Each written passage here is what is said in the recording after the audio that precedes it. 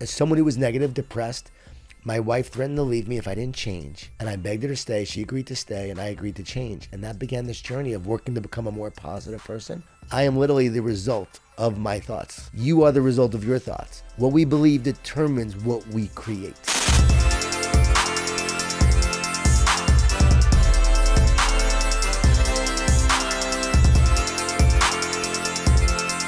I want to kick things off by talking about something from your book. You say that it's not the circumstance, the environment, obstacle, or event that makes us feel a certain way.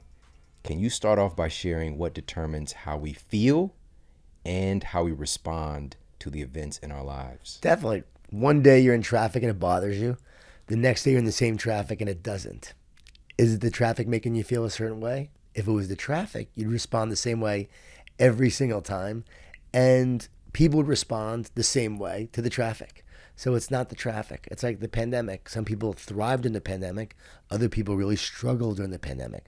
So was it the pandemic that made you feel a certain way? People say, well, the pandemic caused this, but did it? It really is never the circumstance. It's never the event. It's always our state of mind. When your state of mind is low, the circumstance happens and it bothers you. The same circumstance can happen, but you have a high state of mind. It doesn't. You rise above. You move forward. So high state of mind, low state of mind. What characterizes the low state of mind? A lot of clutter, a lot of thought, worry, fear, anxiety, doubt, insecurity. What characterizes a high state of mind? A lot of clarity, focus, positive energy. Like being in the zone is like the ultimate high state of mind. When you're just flowing, you got confidence, got a lot of courage. That's high state of mind. So high state of mind, low state of mind. And it's always our state of mind that will determine how we feel, how we respond to the circumstance that we're facing. And why this is so important is because we're always dealing with all these different events in our life. We'll always deal with challenges, adversity, and setbacks. And when you have that low state of mind, you're not going to respond well.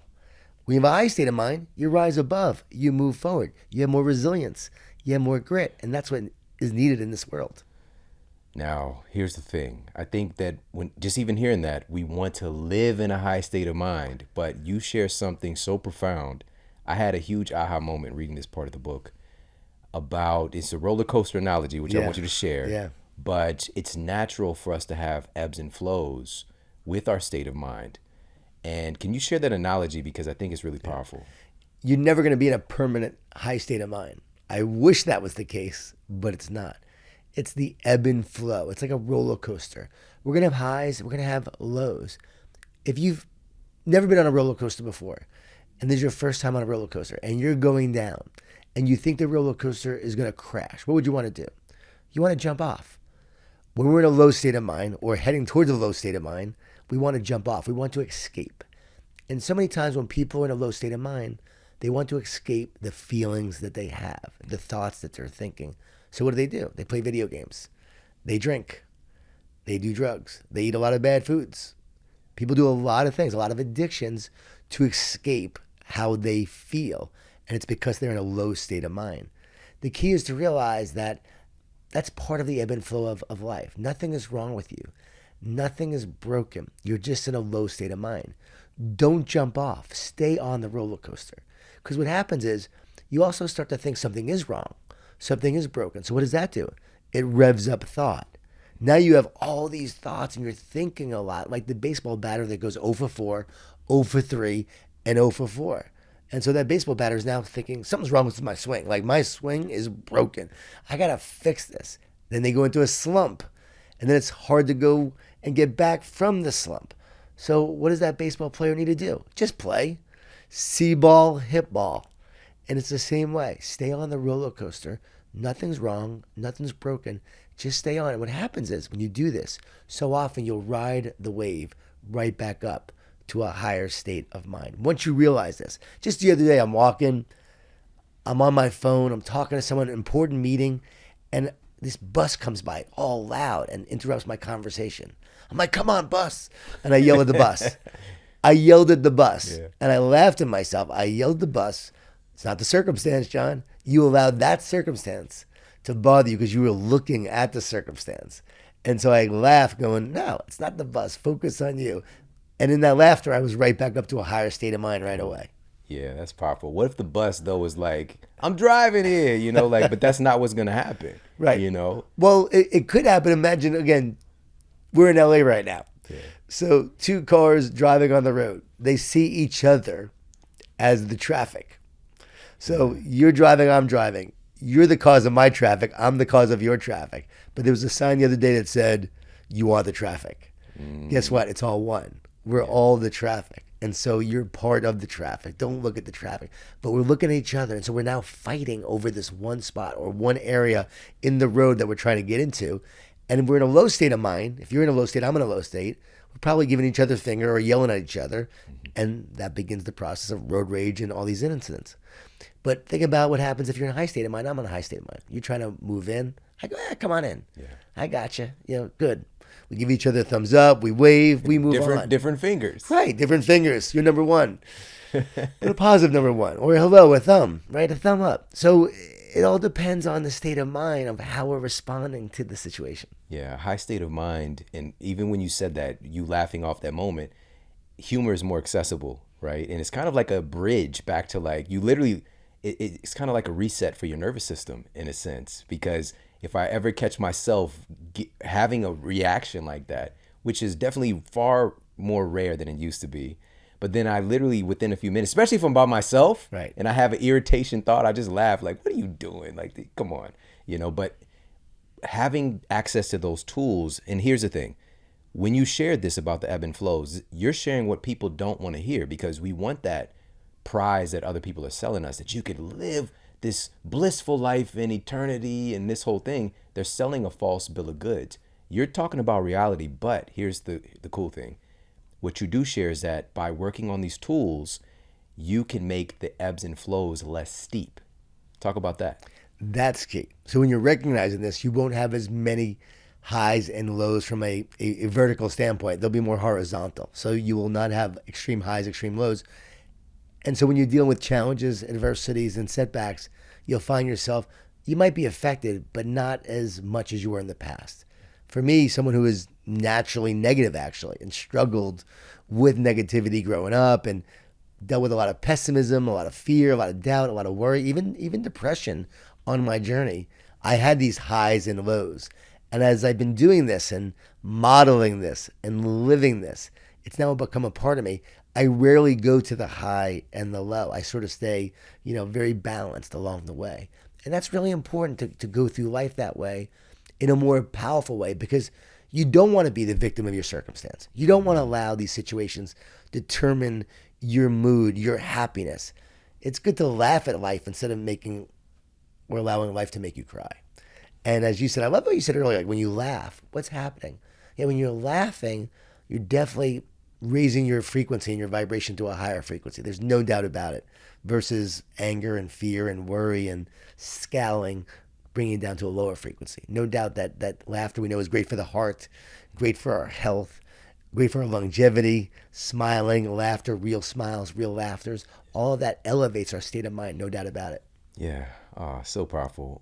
My mother-in-law introduced me to a teacher years ago, and he said that seriousness is a sickness. Well, that's good. And I didn't really get it at that time. It was just kind of in passing. He's talking about other things, but I really understand that, because we latch onto things like we really understand reality. Like we got it all figured out. Everything is so serious. But we've got to really start to approach things with the state of curiosity and relax, back off of this grip that we try to have on life, because everything in life is fleeting. We're spinning around in outer space on this blue ball, like we're not, millions of miles from the sun, but that still can burn you. Like it's so like something can come along and throw off this whole axis. We don't know. We're just kind of trusting the process. But if we can lighten up, we can enjoy more of these minutes that we do have here. And I want to share this quote right from this particular section and talking about these ebbs and flows. You said, "It's normal to have a range of thoughts, feelings, and emotions. You are simply human. Too often, psychology slaps a label on you and makes you feel like something is wrong with you, which causes you to work on trying to, quote, fix the problem, fix what's broken, which leads to more revved up thought, more clutter, more anxiety, and feeling even worse." This happens so often. You have these teenagers who are struggling. They're having all these negative thoughts. So then they're freaking out. They're worried. They're anxious. Parents get worried about them. They send them to a psychiatrist or a psychotherapist. Now they start exploring what's wrong with them and they think there's something wrong. They got this label now. Again, I'm not opposed to therapy. I'm not opposed to psychiatry, all of that. But so often I think that should be more of our last resort, or giving medication should be our last resort, not the first decision. I had a good friend sent his daughter who was struggling with anxiety, and the first thing he wanted to do was give the kid some pills instead of talking about maybe the source of the anxiety. What's making you feel this way? What is going on in your life right now that you're dealing with? And then maybe teaching them the truth is what I did in this book would be helpful. Like I spent some time with a 16-year-old suicidal young man who was in the ER 2 nights before, knew his mom. I said, do you have a lot of thoughts in your head? He said, oh, so many. I said, do they bombard you a lot? Do they accuse you? He said, all the time. I said, do your negative thoughts come from you? He said, yeah, they're in my head. I said, here's the next question. If you believe your negative thoughts come from you, who would ever choose to have a negative thought? Would you ever choose a negative thought? No, I wouldn't. So then he started to understand negative thoughts were not coming from him. I told him neuroscientists have yet to find a thought inside of a brain. So where do they exist? Well, when you're dreaming, having a nightmare, are you choosing those thoughts? No.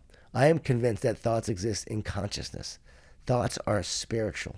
And what happens is there's this internet cloud, this software of thoughts. The brain is the hardware. It's where the activation happens. So the thought comes in and it's activated. It's brought to life into your awareness through the brain. Just like right now. We're more thought beings and light beings than we are physical beings. Like when you die, your body turns to dust. Think about that. And so you have to understand the nature of your reality. And once you do, this makes even more sense. And so I was sharing this with the young man and telling him about thoughts. And I said, instead of listening to the lies that they tell you, don't believe the lies. Start speaking truth and words of encouragement to those lies. I said, nothing's wrong with you. Nothing's broken. He was beating himself up for the thoughts that were in his head that he didn't choose in the first place. So I taught him, you don't have the power of the first thought, but you have the power of the second thought. And so when that negative thought comes in, don't believe the lies. Choose the second thought. Start speaking words of life. No more shame. No more guilt. He's no longer beating himself up. The next day his parents said, what did you do? He's great. He's fine. Just told him the truth. Reached out to him the other day. How you doing? Doing great, Mr. Gordon. High state of mind. It was like the best feeling in the world. But I thought, okay, I did that with him. Then I did it with another kid. Then another kid. Another kid. A friend's son. A friend's daughter. I've done this a number of times now. And when I teach this, the light bulb goes off. Like during the conversation, the kid gets the truth. They see it. And you can tell there's a shift in their energy and their awareness immediately. I want to go back to what you said too. You talked about that life is short. It's fleeting. And understanding that means, okay, we should enjoy life more. I've lost both my parents. And we never talk enough about how death is actually really strange. Like you're here one day, the next day you're gone. Like I've lost my parents. They were here one day and then they were gone the next. Like where do they go? Like where do you go? You're here and you're gone. This should let you know that, okay, what are we? We're temporary. We're temporary beings. And this is a battle. This existence is a battle of thought between negative thoughts that are always sabotaging us, trying to bring us down, keep us from our destiny. And you're a hero in an epic story. And then the journey is, I'm going to overcome this adversity, this challenge, this negative source, this negativity. I've got to overcome it with positivity, with optimism, with belief as I move towards my destiny. And when you understand that, life makes a lot more sense. So I told this kid, you're a hero in an epic story. And you have a purpose, and there's a plan for your life. And nothing's wrong with you. You're just going through something temporary. This kid changed. I mean, so once I saw that, and then I started sharing with others. And then I shared it with a few NFL players who were struggling, and a few NBA players, and a few Major League Baseball players. And you start sharing this, and they get it. And I start talking to coaches, and they're like, oh, yeah, my player's struggling with this. My player's struggling with that. And then they start to understand how thoughts work, high state of mind, low state of mind. It's a game changer. It changes everything. This is so profound. It's so simple, but you changed his frequency or pointed him to changing his frequency, Yep. what he's attuned to. Even as we're in the studio right now, all of the Los Angeles radio stations are streaming right now in this room. They're all accessible, all of those different waves, that frequency. Yep. We just need a device here to turn it on and then turn it to the station. but all of it's here right now. Yep. And so that analogy with the brain being effectively an antenna and picking up certain frequencies, certain information that's existing in this massive consciousness that's life, right? Yes. That is so powerful. And in So that powerful. consciousness, there's good, there's evil, there's positive, there's negative. What is Black Panther about? Good versus evil. What is Harry Potter about? Good versus evil. Superman, good versus evil. Star Wars, good versus evil. Every major epic movie is about good versus evil. That is the narrative of the universe. So when you understand this, because why would there be a negative thought in the first place? People say, well, for survival. Okay, evolutionary survival, negative thoughts, running from the tigers. But those negative thoughts or that understanding of negative thoughts have nothing to do with you're not enough. If you don't perform well today, you're not going to be loved or recognized. You don't have what it takes. The future is hopeless. That goes to the core of identity. Those are not evolutionary thoughts. That's a battle for your identity. That's a battle for your soul. That's a battle for your wholeness. That's a battle for who you're meant to be and the struggle that you will face along the way to become who you're meant to be. So that's the epic story, right? So why would there be a negative thought in the first place? And why would the negative thought tell you that you're not good enough? The health diagnosis is not going to improve. The relationship is not going to get better, but to make you powerless, but to make you feel weak, to separate and divide you. Because the root for the Greek word of anxious means to separate and divide. And so when you feel anxious, you feel separate and divided. So what do negative thoughts do? Separate and divide. What does fear do? Separate and divide. What happened during the pandemic? People felt separated, divided, disconnected. It's why there was so many mental health issues during that time, and people are still struggling because of that. So once you understand where those negative thoughts would come from, okay, there's two main frequencies. So you talked about tuning your dial. Two main frequencies, though. There's the positive station or the negative station. And everything in life comes down to positive or negative. It's why we often talk about positivity, optimism, and we often talk about negativity and energy vampires, and people suck the life right out of you, and pessimism, and all sorts of conversations happen for those two main frequencies. What you're saying right now, I really hope people get this, because this is coming from also Einstein level thinking. Literally, he said that the most important fundamental decision that we make is whether we live in a friendly or a hostile universe, right? So choosing, do you live in a state of positivity or negativity? And if somebody's a smart person today, we call them an Einstein, right? We just to, because this is one of the most legendary thinkers in our history, in our documented history. And for him to say this is the most important fundamental decision that we make as a human being, maybe he's onto something. I think so. He also said E equals MC squared, which means that everything that is matter is energy, and everything is energy. So when you look out into the world and you see the trees out there, it's just energy. The water is just energy. And then going back to the nature of our reality, we live in an energetic reality. It's an energetic universe, and you're an energetic being, and your brain is an antenna, and every day it's tuning into the positive or the negative. And when it tunes into the negative, again, in consciousness, you have these two forces. Again, Star Wars was right.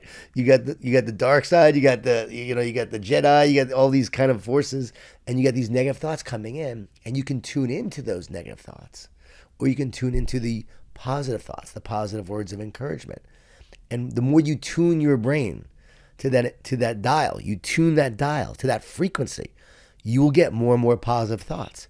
And you tune that dial to the negative frequency, and it becomes a habit over and over again. Now that negative thought starts to affect actually your brain.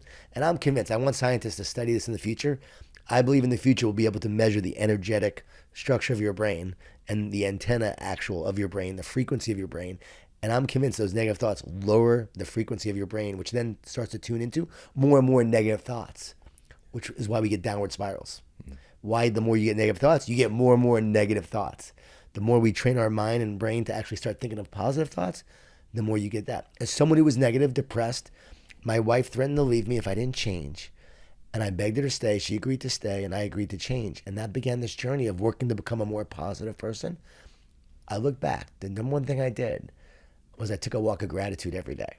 Because the research shows you can't be stressed and thankful at the same time. So I'd be walking every day just saying what I'm thankful for. What was I doing? Tuning into the positive every day of gratitude, which connects you Instead of the lack and the fear and the worry and the anxiety, I'm tuning every day into the positive. Over time, what am I doing? I'm renewing my mind, and I'm actually creating a positive energetic structure in my brain. I'm getting more and more positive thoughts, more optimism, more belief. I'm getting new ideas. I literally changed the course of my life, no doubt about it, by doing those walks every day. Back then, I didn't know why I was doing it. I didn't know how it was working, but it worked, and it literally tuned my mind where I am a different person now. Yeah. I am literally the result of my thoughts. You are the result of your thoughts. What we believe determines what we create. Yeah, yeah. You know, another really profound thing that happens when you're tuned to that positive is you see more solutions. Yes. You become very solution oriented. And we all know a person who has a problem for every solution, you know, who's tuned to that negative station. But within that solution, it brings about the ability to see more context. Mm-hmm. Something you said earlier when you talked about, you know, the good and the bad with a tiger, for example, like evolutionary speaking, you know, like having this as a survival mechanism, it would be bad for us, you know, from one perspective, but very good for the tiger. You know, he's tuned into the positive because he's about to eat your ass. And it's, you know, it's dependent on what angle you're looking at this. And when you're tuned into this positive, you have the ability to see from multiple perspectives. Yes. Right. And that negative isolates us. Very narrow, a narrow focus lens is what negativity does, whereas positivity broadens your perspective and allows you to see possibilities. And so there's a lot of studies on that, especially positive teams outperform negative teams. Positive leaders are able to garner the support of their team to provide solutions as they move forward, as they look towards the future. And that's why being a positive leader is so essential as you're leading people, because negativity causes you to focus on fear, what you lack, and very tunnel vision, whereas the positivity allows you to see possibilities, solutions, new ideas, new innovations, adaptability. How do we change? How do we grow? How do we move forward? So you nailed it on that. Yeah, you've literally written the books on these subjects in leadership, for example. Right. And so when I started this off by saying we have a GOAT here today, and by the way, I want to circle back to this because this is one of the most profound things I think that we could ever even learn, because it's what's happening. Do you know about Dr. Bruce Lipton? I know the name, yeah. So he wrote The Biology of Belief. Okay, yes. And you're already tuned in. You're like, even if you don't know him, you're teaching the same thing with different language. Right. Because he speaks about, he's a world-renowned cell biologist, pioneer in epigenetics. Like he popularized the term. I got it. And in our first conversation, he shared with me that, you know, we have all these receptor sites on our cells, and our receptor sites are essentially molecular antennas, right? And they're picking up signals from the environment, determining function. And he said the most remarkable aspect of these antennas is they're picking up your frequency, yours. You're not just your body, you know, you're pulling this station from consciousness itself. And he made this analogy, or this kind of pivot over into these examples. And I want to share this study, actually. Right. I pulled up reading your book. Love it. It inspired me to look it up. So this study, and we'll put it up for everybody to see, this was conducted by researchers at the University of Colorado School of Medicine. The study's titled Personality Changes Following Heart Transplantation. I read it. In the paper, they examined the decades-long accumulation of data on this phenomenon. They cite evidence of cellular memory and, most notably, energetic memory, right? So people are getting this heart transplant, and suddenly their personality is shifting. They're having different cravings. They're doing different behaviors. They have a different perspective, right? And they're picking up someone else's frequency, basically, and it's integrating in their bodies, right? It's really powerful stuff. And again, we get to choose right now. You get to choose what frequency you're tuned into. You've got a kind of a natural, even as I say natural, it's a station that you might have subconsciously programmed yourself to because of the environment, but you are the one that gets to change it. And that shows you that the circumstance has no power over you if you really understand this, because we always create from the inside out, not the outside in. So I can look at the outside, I can look at the world, I can think it has more power over me, I can look at my circumstances, I can say I grew up in this environment, in this neighborhood, and people don't create success when they grow up in this neighborhood, but then you see the one person who does, and you see the kid who rises above, and guess what? If he can do it, Anybody could do it. And so what you believe determines what you create. I want to go back to what you just said about the biology of that. My wife 6 months ago was like, I'm getting old. My body's breaking down. I'm sore all the time. I'll never be like when I was younger. I'm like, honey, what is going on? Why are you saying this? Because she was always into health and fitness. And so I go away to a speaking engagement. I was gone for 2 days. I was glad to be gone for those 2 days. I want to say that. And I come home, and all of a sudden she's like bouncing off the walls. She's happy. She's smiling. She's all energetic, like a different person. I was like, what's going on here? Did you find a boyfriend or something? Like, what's happening here? She said, no, I did that health testing, and I spoke to the health coach. I'm like, oh, well, tell me about that. She's like, oh, yeah. They said that you have something really rare because they tested the blood, the genes, and the DNA. It's like the real intensive testing. I'm sure you know about it. And they said, you have the genes of an Olympic athlete. We don't see this often. Olympic athlete. So now she's walking around the house. Yeah. I am an Olympic athlete. I am an Olympic athlete. She's literally saying it. You want to play tennis tomorrow? I'll crush you because I'm an Olympic athlete. Literally talk about it nonstop. I kid you not. The soreness goes away. The pain goes away. She's all of a sudden feeling great. She's working out. She's training. She's an Olympic athlete. The words she was saying, I am powerful. I am strong. I tell people all the time, imagine if we would say the words, I am a change agent. I am a culture builder. I am a difference maker. I am able to overcome my circumstances. I am here to take on this world and rally people to create a better future. I am. That would change everything. And we don't give it enough credit. We think, oh, that's from those funny TV shows where we look in the mirror and say, gosh darn it, I'm great and people like me. No, there is the power of real thoughts, real belief. And I always say, like, being positive is not going to guarantee you'll succeed, but being negative will guarantee that you don't. And also, the optimism we have, the belief we have on a daily basis, and the thoughts we think, that literally is what we become. I talk about businesses. I've seen it with my sports teams I work with, Dabo Sweeney, Clemson, Sean McVay with the Rams. These coaches, leadership is a transfer belief.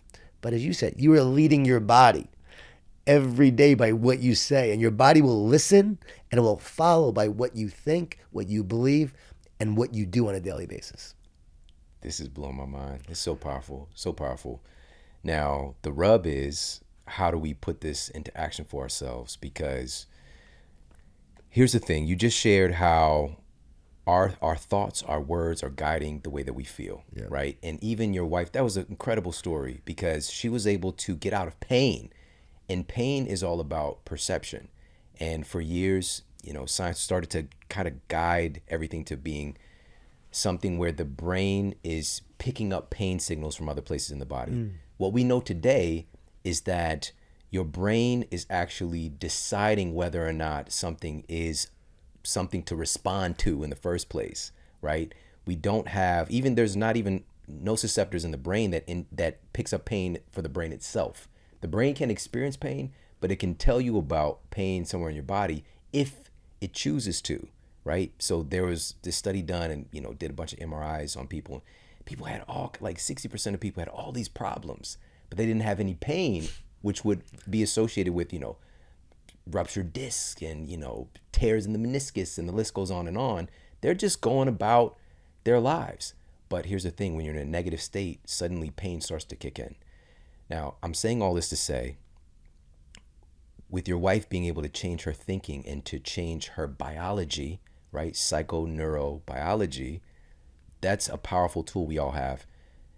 And it's most difficult, though, when we're in it. Right. When we're in that pain and the thing is happening, can you cultivate the muscle to remember how powerful you are despite the circumstance, to speak power and life into yourself, into yourselves, and not just the words, but also the movement too. Like, we blend those two things together, something special can happen. Yeah, that's why I think taking a thank you walk like I do, and encourage people to do that. Because even if you're depressed, 10 minutes, just do a 10-minute thank you walk every day and just start small doing that. What do you say what you're thankful for? I'm thankful that I can walk. I'm thankful for the ground that I walk on. I'm thankful that that I'm healthy enough to walk. And you just start with all the different little things that you can do. I'll even say I'm thankful for my kids that are driving me crazy right now. And so I'm just thankful. And you just say what you're thankful for. Those little things make a big difference. But I think it's important to understand the 5 Ds that I'm sure you read about in the book. And those D's are how we go towards the negative. The D's will sabotage us. And it starts with the doubt. So there's a seed of doubt that grows into a forest of uncertainty and fear. So it all starts with doubt. And then there's distortion, which are the negative thoughts and lies that will tell you things about yourself and your future that just aren't true. So you might have the pain, but then the thoughts come in and say, oh, that pain, it's never going to go away. It's going to be with you for the rest of your life. And you're never going to get better. And you know what? Your father and your grandfather had that kind of pain, and you now will too for the rest of your life. And so my biological father, who left when I was a year old, he always had a bad back. And I remember I started to have a bad back in my 40s, early 40s. And I told myself, you will not have a bad back. You will not be like that, like he was for the rest of your life. You will not have a bad, I just said that. You will not have a bad back. You know what? No back issues. I made the decision because I was starting to have a bad back. Like, nope, I will not have a bad back. I truly believe there's the power of belief in talking to yourself. The receptors you just said, I love that. I know that there's 86 billion neurons, and every neuron has a transmitter and receiver on the neurons, which basically supports my belief in theory that the brain is an antenna. But what we're saying here is that your body's an antenna, the whole body, and it's always listening to what you're saying. Yeah. Well, guess what? The lies are coming in. Are you going to believe the lies? Because if you believe the lies, the body now believes the lies. But everything is meaning. Like, the brain is always giving meaning and creating meaning based on the world we're experiencing and sensing and feeling. And so, for instance, Novak Djokovic, when he's playing tennis, if the crowd is booing, he says, I imagine that they're cheering. So what is he doing? He's literally taking the sounds and the vibrations and just giving new meaning to it, from which the brain might give one meaning, but now he's changing it, and we have the power to change it. We don't realize the power of the brain and what we can actually do. Because what is the brain but just processing electrical signals and electrical impulses? And the auditory nerve is basically taking the sound vibrations and then translate it into then meaning that makes sense or that gives meaning to what you're hearing. And then the same thing on the visual context. It's light, receptors, eyes. Then the optic nerve, right, is now converting into those signals into visuals and images, and then we create a visual map of what we're seeing as we're looking at each other. We're creating visual maps of each other right now. But the brain is literally creating this visual map that we're seeing, but all basically by firing neurosynapses in the brain that's allowing us to experience this. It's pretty wild when you really think about the context. So I truly believe you can change the meaning. You can change the distortion and the lie and then speak truth to the lie. The third D, discouragement, that comes in. We can encourage. The fourth D is distraction, and distractions are the enemy of greatness. And a distraction is anything that keeps you from being your best. A distraction is anything that keeps you from what your purpose is, what your mission is. And you'll always have distractions along the way that will sabotage you. And then the fifth D is divide. And so these D's, as I talked about earlier, they separate, they divide you, they weaken you, they make you feel powerless. So if negative thoughts weaken us, then how can we become stronger? How do we become more powerful? How do we uplift ourselves? And I love to share an acronym. This is very practical for people. This is in the book as well, but we can share it with them so they get some immediate benefit right now. It's tune, T-U-N-E. Tune. The brain's an antenna. Tune to the positive on a daily basis. So how do you do that? Trust in truth. So when the doubt comes in, trust. You know what I do? Like, I'm a spiritual person. I do believe in God. So whenever I start to have doubt, I go, you know what, God? I don't have all the answers. I trust in you, and I trust in your plan for my life. In that moment, the doubt goes away, and I find more trust and peace in that moment. Truth. I speak truth to the lies on a daily basis. Dr. James Gill's the only person on the planet to complete 6 double Ironman triathlons. Double Ironman, which means you do an Ironman, a day later do another one. And the last time he did it, he was 59 years old. He was asked how he did it. He said this: I've learned to talk to myself instead of listen to myself. He said, if I listen, I hear the fear, the negativity, the doubt, all the reasons why I can't finish this race. But if I talk to myself, I can feed myself with the words and the encouragement that I need to keep on moving forward. So what was he doing? Talking to himself instead of listen. So that's the truth part of it. Speak truth to the lies on a daily basis. And that goes to the heart of like helping people understand who they truly are and the power they possess and the greatness that is within them. I always ask people, do you want to be great? Everyone says yes. No one ever says, I want to be average. Okay, you want to be great. Every kid wants to be great. But why? Because deep down we know there's greatness within us. That's the truth. And you're here to do great things. You just have these voices that say you're not great. And that's the battle. I want to be great. Voices say I'm not. Okay, listen to the truth instead and start speaking that truth. So that's the T part. Then there's you. Unite with love. So the minute I'm fearful, I'm stressed, I'm worried. If fear separates and fear divides, what unites? Love. Love unites and love casts out fear, and love is more powerful than fear. So this is my number one strategy for athletes, but it could work for all of us. Like even a salesperson, you're selling. The minute you focus on loving your client, loving the product, loving what you get to sell, you're going to be so much more powerful in that moment from your state. My son has been now selling since he graduated just a month ago. Got right into a job selling. So he's selling. First week went well. This week, Dad didn't have a great second week. I just didn't even feel good.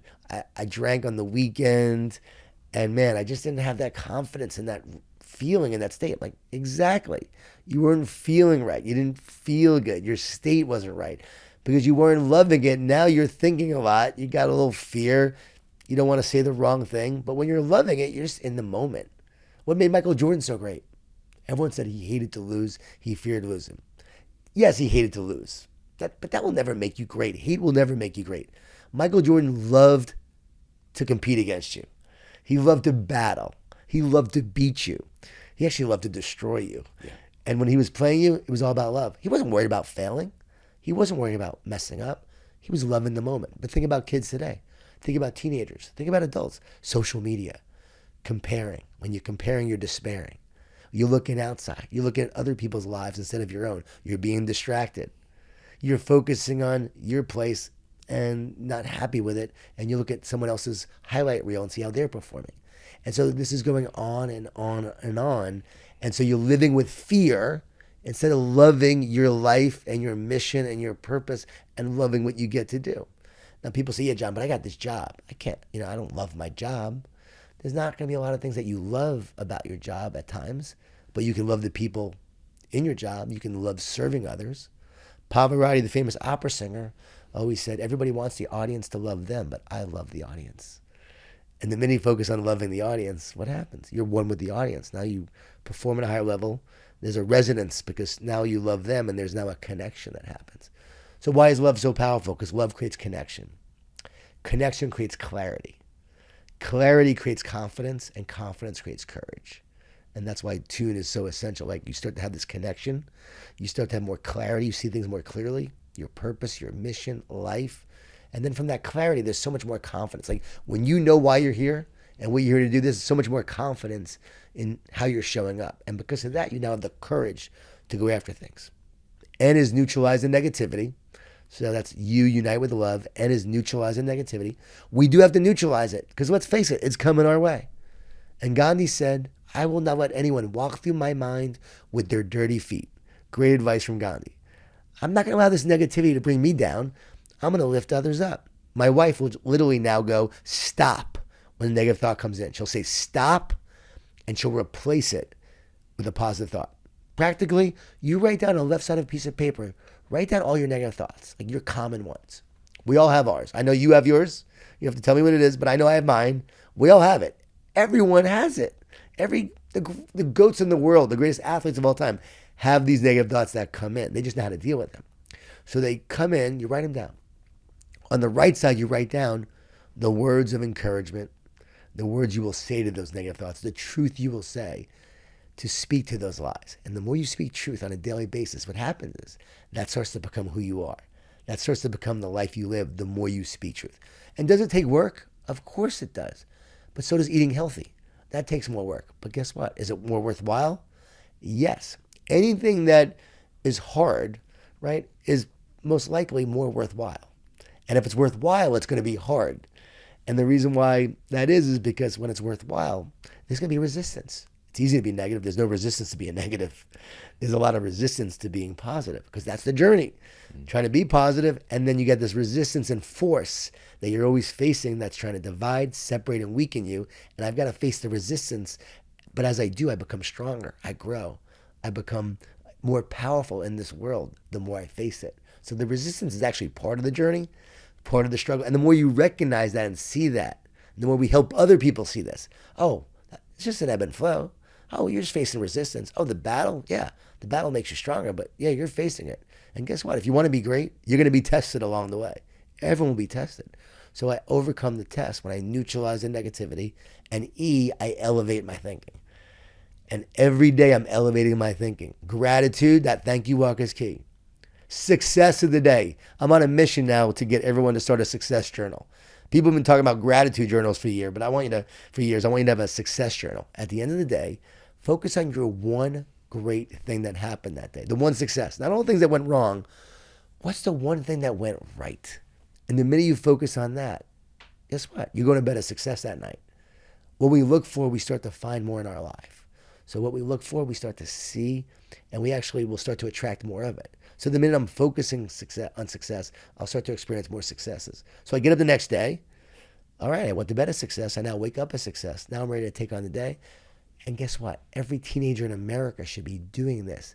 And would we say something's wrong with them? Would they say they're broken if they were doing this? Would their mindsets be different? Would their life be different? Yes. This is how we could save the country, I truly believe. We need that, more than ever. If you just think about the distraction portion of this, like we're living at the time of greatest distraction. Yeah. It's like on tap constantly. And versus our ancestors, they had so much time in contemplation.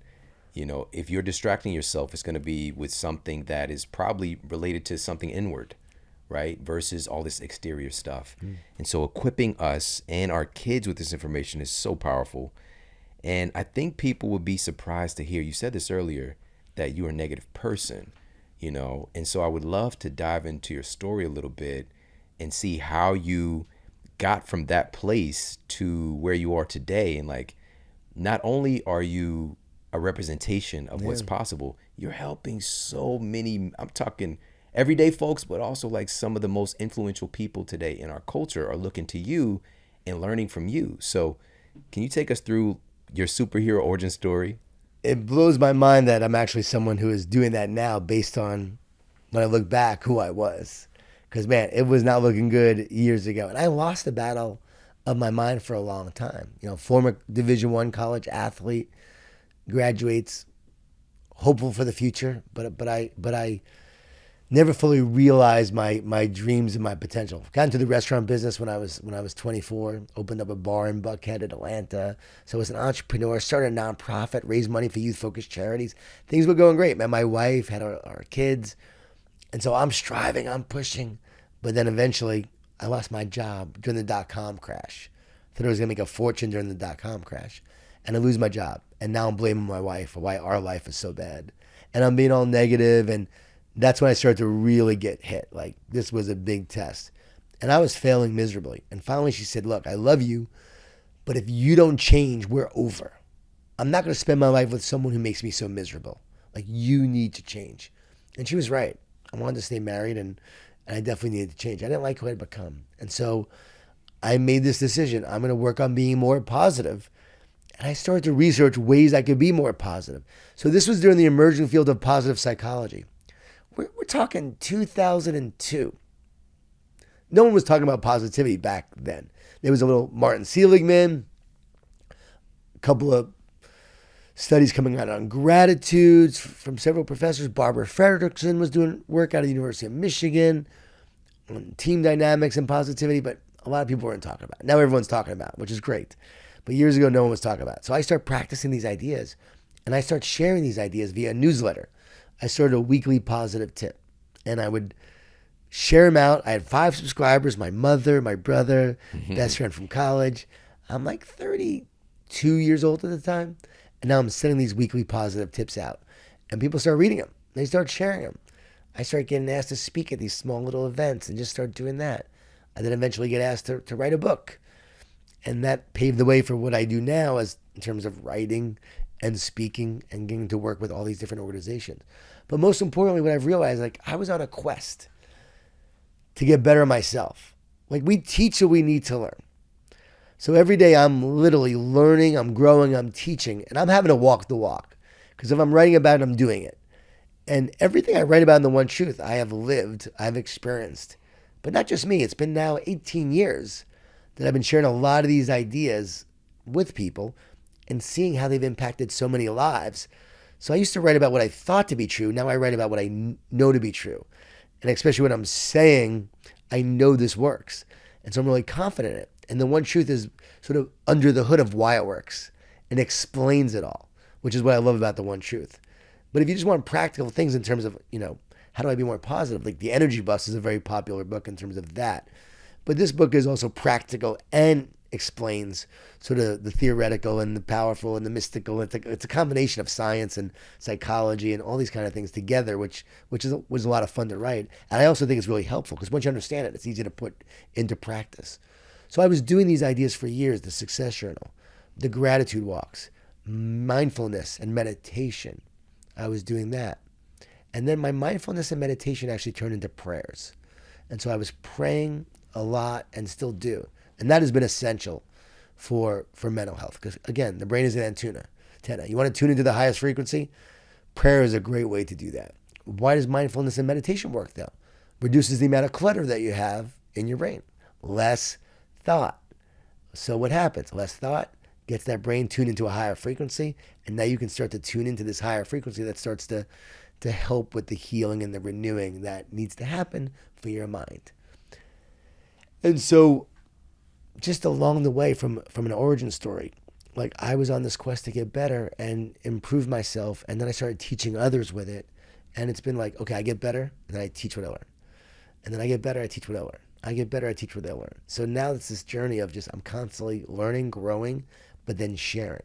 Because what good is it if it's just focused on yourself? And I was miserable when I focused on myself. That's when I was most negative. The minute I focused on others, that's when life became so much more meaningful, so much more rich, so much more enjoyable. And from a rich standpoint, I became much more successful financially, but that was never my goal. My goal was to make a difference and impact the lives of others. And it still is to this day. It's what it drives me every single day is, how can I make an impact? How can I add value? Mm-hmm. That's what I wake up thinking. How can I add value in a conversation, in something I write? I still do that weekly positive tip that had 5 subscribers. Now we have about 500,000, but I had 5, and I still have that weekly positive tip that I still write every week. That's amazing. That's amazing. And you just share, you keep sliding in these little nuggets too. And even sharing that you weren't doing this for the financial rewards. But here's the thing, when you're attuned to value, right? You're tuning your frequency to value. That's going to be a natural side effect of being tuned to that frequency as well. And when you tune into a higher frequency and you start to experience more oneness with others and you have this connection, what happens is there starts to be power in that connection. More people start to be drawn to you. For some reason, you're operating at a higher frequency. You start to reach more people. Your message starts to get out there even more. And it really goes back to oneness and separateness.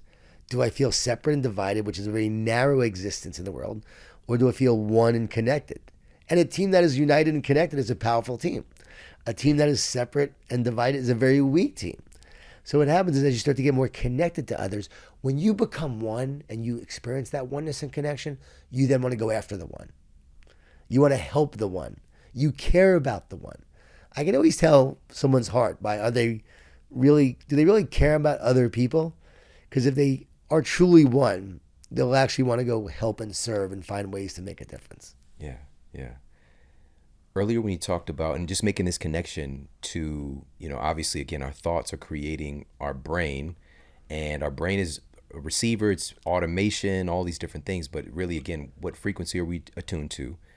But those thoughts are also affecting our body, right? So yes. This goes back to an important point, is your thoughts are creating chemistry.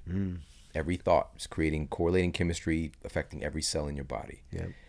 And with this being said, what kind of chemistry are we going to be creating when we're blaming? When you share the story about blaming your wife, you were experiencing these certain circumstances and experience, and then many of us have this tendency to point the finger.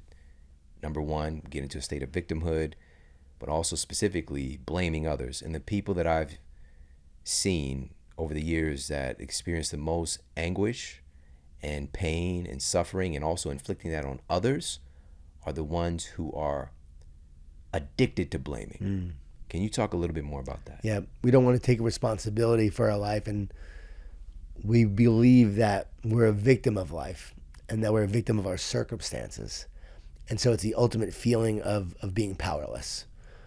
And so many people are going through life today feeling powerless. They feel disconnected. They're worried. They're anxious. They're stressed.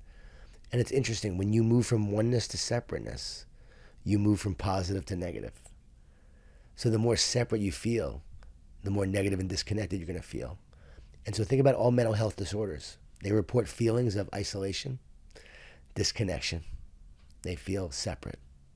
And then as we move towards oneness, we move towards wholeness and peace and joy and love and purpose and confidence and courage. So as we talked about earlier, the body is always listening, to the negative or the positive.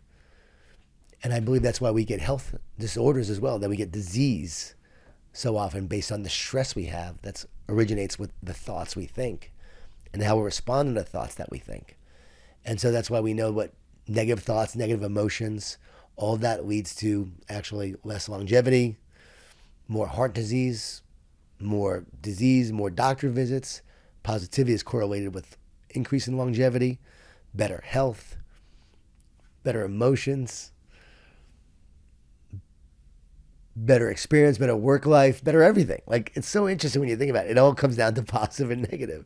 And these thoughts create the emotions, which then you said create the chemistry, which creates the body. Ultimately, your body is responding to the thoughts that you think. It's so interesting, though. I think about this a lot. Like, the mind and the soul. There's a verse, and I'm going to share. This is not to get biblical on people, but there's a great verse that says, it's Romans 8:5-6. A mind governed by the flesh leads to death. A mind governed by the spirit leads to life and peace. So the mind and the soul is the integrator. And what is the integration? The word integrity comes from the word integer, which means whole and complete. So someone with integrity has wholeness. They have completeness. They have oneness. So the soul is the integrator.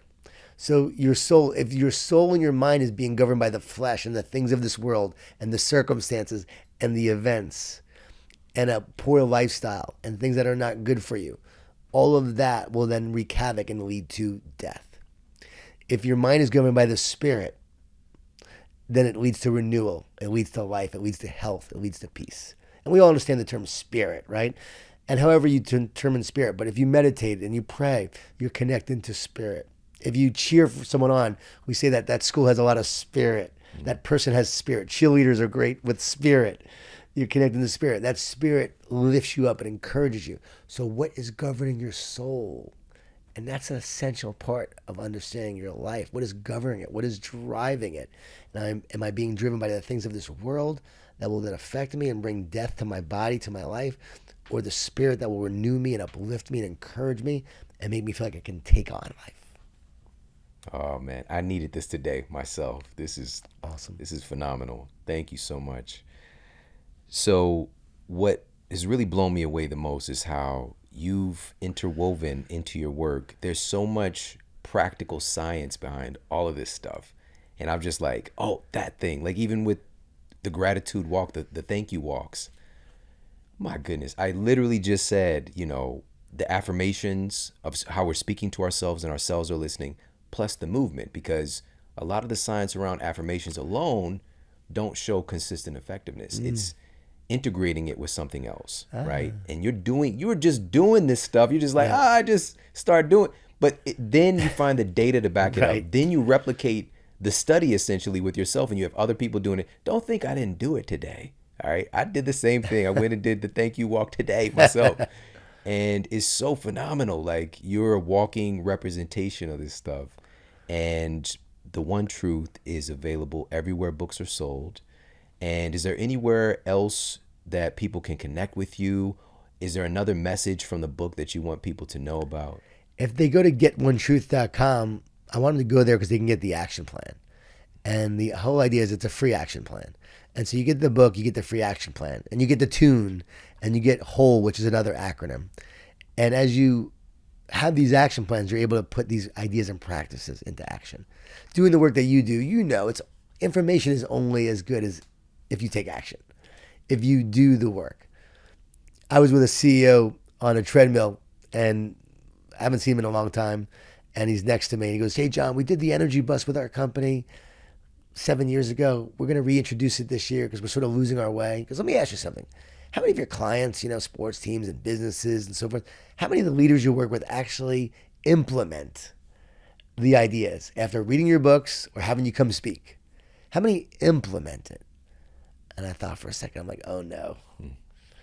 And then it hit me. Maybe 10%. I said 10%. He goes, it's less than that. I know these leaders. I know these people. It's less than that. And I thought about that. I said, you know what? I've been talking. I've been writing. I've been doing all this work. I'm 52. I don't know how long I have left. Hopefully a long time. My goal is to go to 100. In the words of the great American philosopher John Bon Jovi, I'm halfway there, living on a prayer. But in all of that, I'm like, I don't want to spend the rest of my life just talking, encouraging without getting people to take action. And that's the thing. People need to act. They need to go for that thank you walk every day. Just do it day in and day out. It becomes your habit. It will change your life. So I'm really big on now talking about what actions can you take in addition to doing this. Well, in addition to talking about this and understanding. Now, understanding is important. Understanding. But then action is everything. Because if the brain's an antenna, you've got to take the time to tune that brain in to that positive every single day, or it's going to tune into the negative. By default, it will go towards the negative. So you got to tune that dial every single day. And the more you do over time, you'll start to see those thoughts and that frequency change the course of your life. So that's what I want people to know. Take action. I just appreciate you so much allowing me to share this with your audience. And I know you're really huge on health. And I think mental health is essential. And I just love the connection between brain and body, but then also body and brain. Like everything we do affects and interacts with everything. We got to look at a holistic approach. So just thinking positive thoughts while you go out and eat all those donuts is probably not the greatest thing either. So can we eat healthy, eat foods that nourish our antenna? See, I wrote about this in the book too. We want a healthy antenna. It's not just positive thoughts. You got to eat the foods that actually make up the antenna of your brain and the healthy fats that allow for the neurosynapses connections to happen so the antenna is all working correctly, that allows it to tune into the highest frequency. And the minute you start to actually affect the antenna of the brain, a damaged antenna, you start to have more negative thoughts. And as I share in the book, as people, and my theory is that as people don't take care of their antenna, or they start smoking too much cannabis, too much alcohol, and they start doing drugs, they damage the antenna. And that's the correlation between mental health and brain health. So if you understand brain health and the antenna aspect, and you understand how thoughts work, because everyone always talks about, oh yeah, this affects your mental health, that affects your mental, but why? It's got to be because there's an antenna function and a thought function. And once you have a damaged antenna, you start to tune into more negative thoughts. And the more separate you feel, the more negative thoughts. Does that make sense? Of course, of course. And I think that's what I want people to look to. I want science to go in that direction because they haven't been. They think thoughts exist in the brain. So they keep looking at the thoughts in the brain. They think that the thoughts and the brain, they think that the brain literally creates thoughts. They don't realize thoughts create the brain. The mind creates the brain. The brain doesn't create the mind. Right. And so we have the power of taking care of our mind through the spirit. And the more you have this renewal of the mind then will heal your brain over time. And if you have a depression, if you feel negative, you can't expect an overnight success right away. Just like if you want to work out, you're not going to get success and results right away. You've got to actually work out for a long period of time. It takes a year before you start to see some really amazing results. It's going to be the same thing with your brain. Your brain will actually start to look amazing, magnificent. The garden of your mind will look incredible the more you do this over time, not right away. Yeah, you just said it again. You just did it again.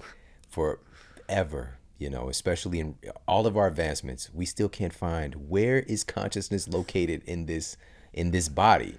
It's because, again, just going back to this initial thing, your thoughts, your mind is creating your brain, and it's a tool, it's an antenna. Yep. And we're now creating more language and understanding around this, but this is where the real change happens as well, and also what are the quality of your antennas, right? So it goes together, yes. right? And, this is obviously a big thing of what we talk about here. But truly, every cell of your body is made from the food that you eat. Yes. What is the quality of those, materials? Do you have that, like, the coat hanger antenna, trying to tune to a station? Or do you have, like, that dish network or whatever? That high def. High def. We get to choose. That's why nutrition is so important. If you understand nutrition, that it's literally now making up your body and your antenna in your brain that will determine in so many ways your mental health. You're going to treat it differently and you're going to act differently and you're going to eat the right foods. And no one's making that correlation. Ooh. So I think the fact that your nutrition and now we talk about mental health and brain health and the antenna, I think this is like the future in terms of helping people get to a healthier state and a healthier mental state through food, through the mitochondria. And the mitochondria is your energy factory. It's what governs every cell. Well, guess what? Your neurons need a healthy antenna and healthy individual little antennas to do what they do. And if they have issues and the mitochondria is actually being affected in your neurons, then you're not going to have good mental health. Hey, if you like this video, make sure to check out this video right here to optimize your mindset and to achieve your goals faster. People say to me, well, why do you do your meditations in the morning? I always say, easy. Because if I can overcome myself at the beginning of the day, the rest of the day is easy. That's the biggest mastery, right? Absolutely. Is the self.